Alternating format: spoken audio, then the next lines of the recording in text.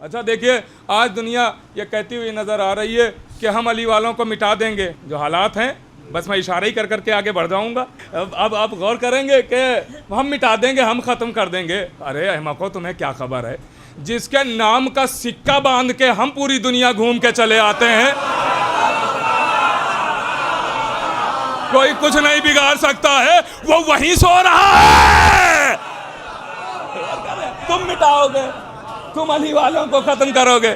जिसके नाम के सिक्के में इतनी तासीर है कि वो हमें बाहिफाजत ले जाता है, बाहिफाजत ले आता है, वो तो वहीं सो रहा है। गौर कर रहे हैं आप बता रहे हैं मिटा देंगे, खत्म हो जाएंगे, खत्म कर देंगे।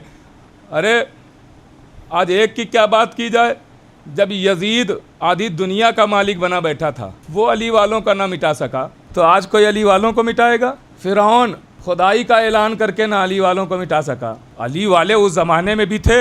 हाँ, ये याद रखिएगा, इसलिए कि हर दौर में नबी बदले हैं, अली नहीं बदला है। अल्लाहु अकबर, बहुत बड़ा जुमला मैंने कहा है।